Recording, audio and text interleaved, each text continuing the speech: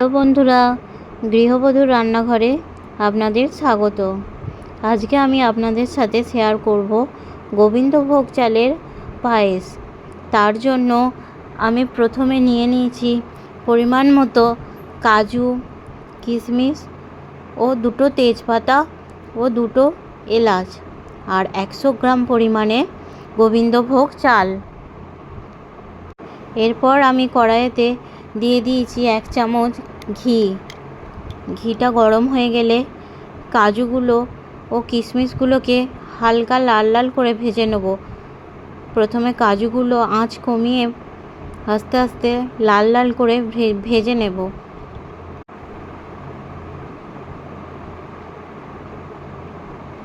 কাজু কিশমিশ ভালো করে লাল লাল করে ভাজা হয়ে গেছে, তুলে নেব।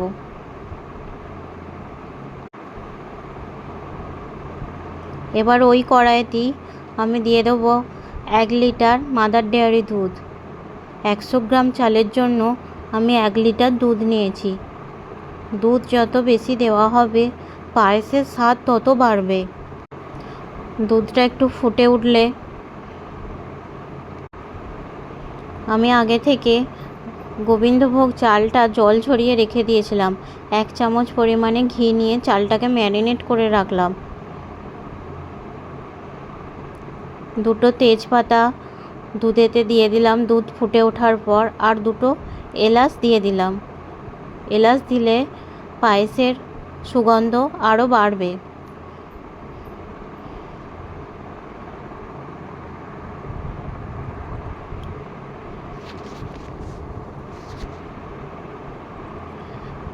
দুধটা ফুটে যাবার পর আমি গোবিন্দভোগ চালটা দিয়ে দিলাম।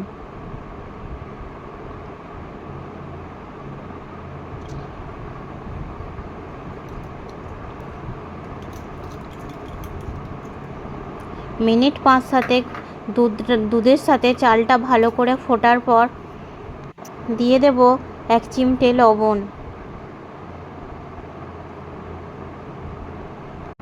ভালো করে দুধের সাথে চালটা ভালো করে ফুটিয়ে নেবার পর এরপর দিয়ে দেব ভেজে রাখা কাজু ও কিশমিশ। দিয়ে গ্যাসের আঁচ কমিয়ে আরও ভালো করে নাড়তে থাকবো। পায়েস যত নাড়া হবে পায়েস তত ভালো হবে। আঁচ কমিয়ে নাড়তে হবে। মিনিট 5 নাড়ার পর দিয়ে দিলাম পরিমাণ মতো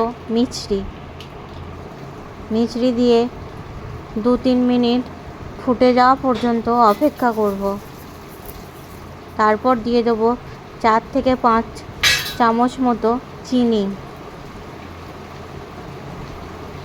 চিনি দিয়ে আরও ভালো করে নাড়তে থাকবো।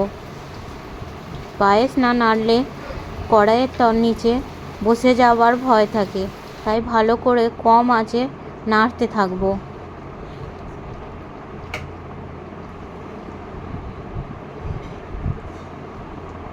দেখুন আমার পায়েসটা হয়ে গেছে। এবার গ্যাসের আঁচ বন্ধ করে দেব। তৈরি হয়ে গেল গোবিন্দভোগ চালের পায়েস। আমার রেসিপিটি যদি আপনাদের ভালো লেগে থাকে অবশ্যই লাইক করবেন, কমেন্ট করবেন, শেয়ার করবেন, সাবস্ক্রাইব করতে ভুলবেন না। Thank you.